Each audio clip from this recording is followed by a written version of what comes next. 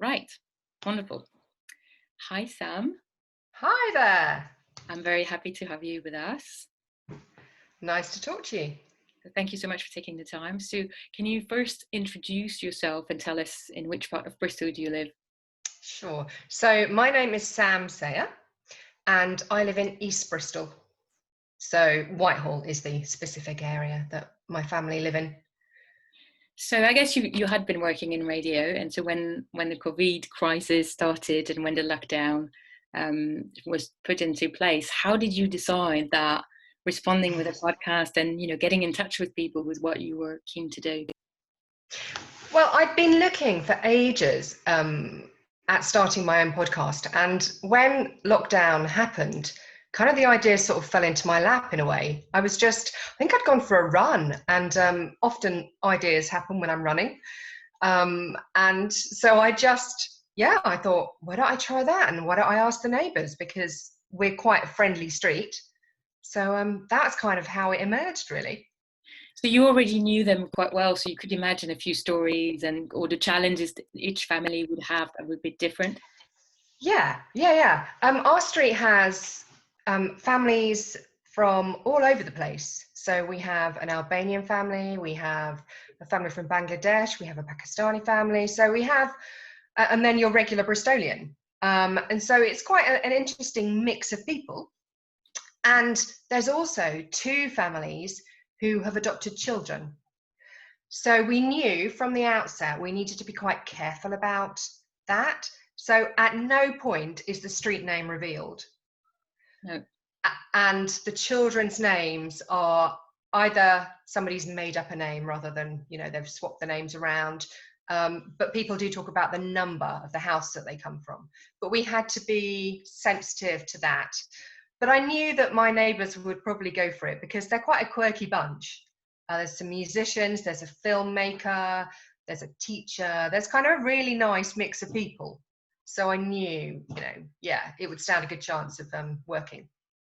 How did it start? Because it must have been a lot of work. Like you've been trying to get some stories from different people, and then you record or you ask them to record, and you must come up with some sort of, train of thoughts or organization for it. So was the first episode a massive challenge or?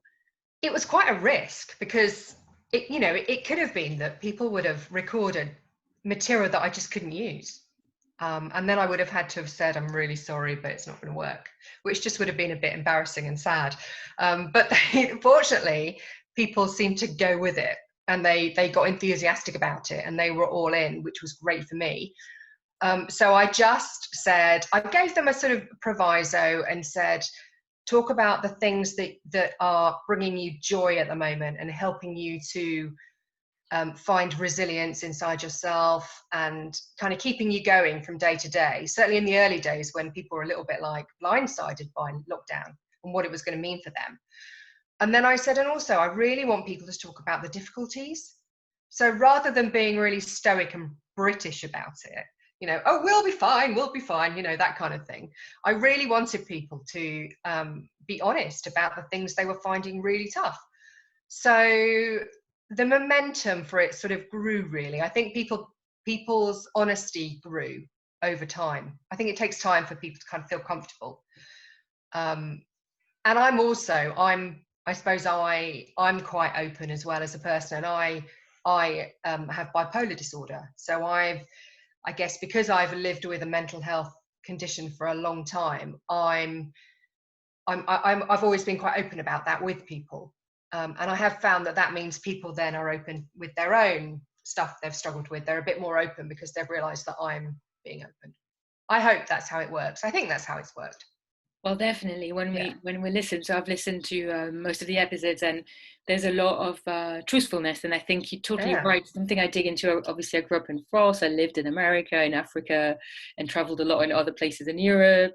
And I obviously do notice that British people don't like to express when things are wrong. So, for instance, Yeah. people will disappear for a few weeks when they're not well, and they will contact you when they're better.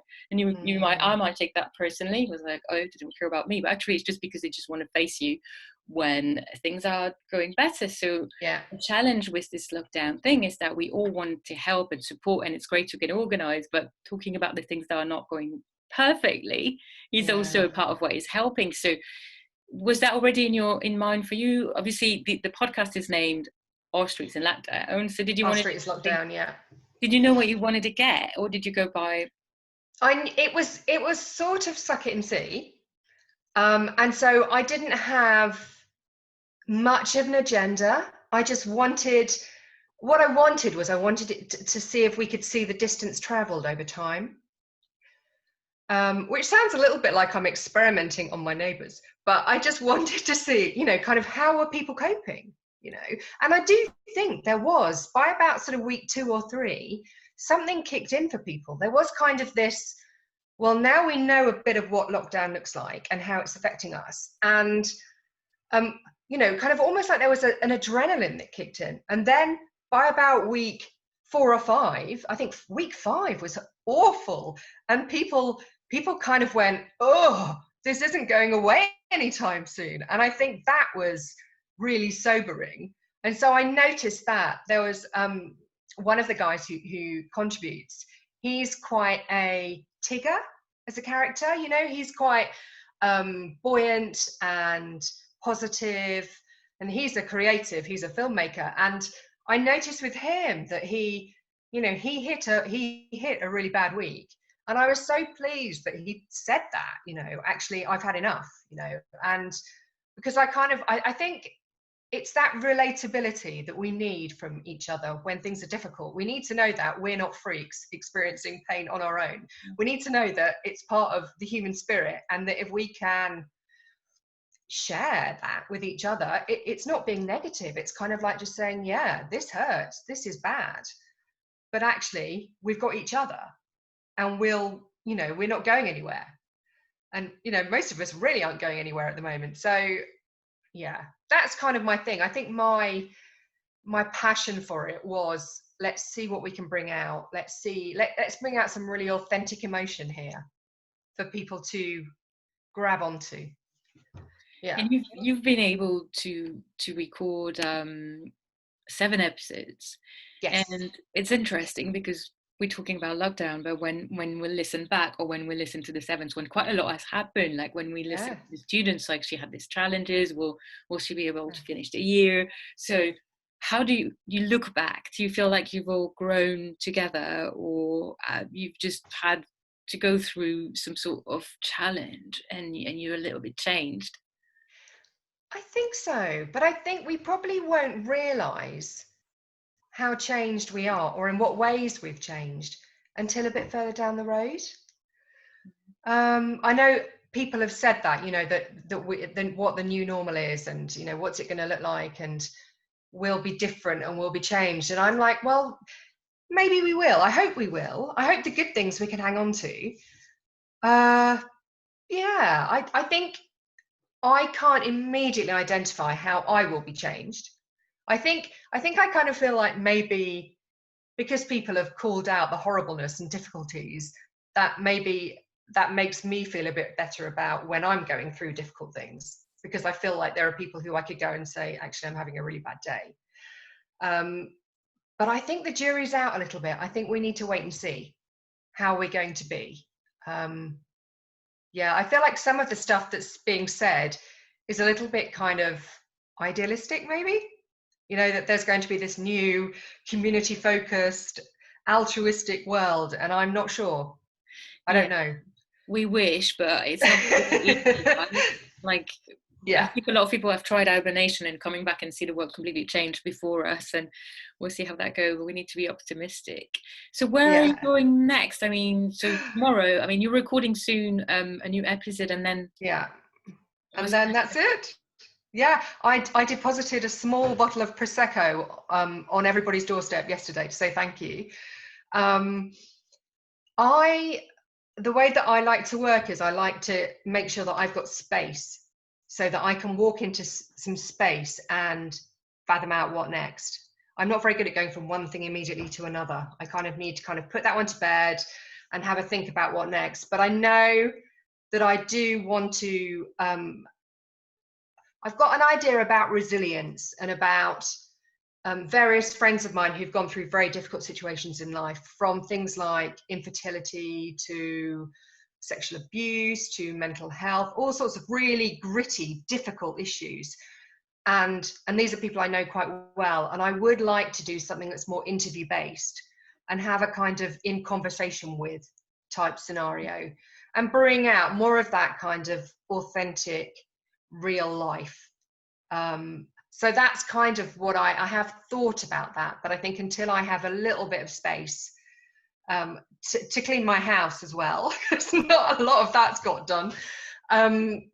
You know, I'm not quite sure, but I know there's something next. So I'm quite excited for what that could be. So that could be some sort of season 2, but no matter if we're in lockdown or not.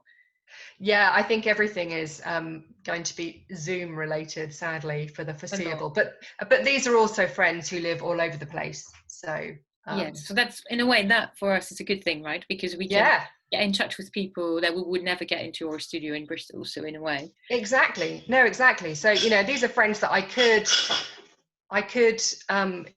you know, reach by train, but for the moment, it might work quite well. mm-hmm. So yeah, so no, But the it's good part is that, so you knew it was kind of like completed, but obviously what I can tell to our listeners is that it makes a story, and you can always go back to those 8 episodes and relive through your streets. That could actually be, as you were saying, it's your street, but it could also at some point be any street in Bristol or even in another city.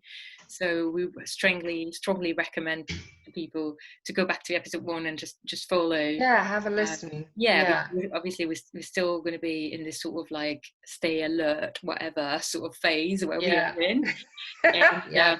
and then so they could totally going to be able to relate to what's going to happen. And soon, as a friend said, it's going to be history, so we're just going to go Yeah. back to. And that's partly why I did it as well, because I just thought this is so unique. And if I hear the word unprecedented again, I think I'll scream, but because everyone's using it. But I think because it is so unusual what we've been through and what we've been going through, and I thought it's great to have that down for posterity, you know, for local history. So maybe at some point I should really let Bristol museums know in case they haven't, you know, just because it would be a good piece of you know, kind of local history information, really. Absolutely, that's how I felt with some episodes. It's kind of like quite unique, and he tells a lot about, and this sense of, you know, community as well is quite important for Bristol. So Yeah. I'm sure they would be interested. So thank you so much for doing this podcast. No. Well, thank you. Thanks for giving me the time to chat. And that was a pleasure. Thanks so much, Sam. Okay. Keep us posted. Yeah.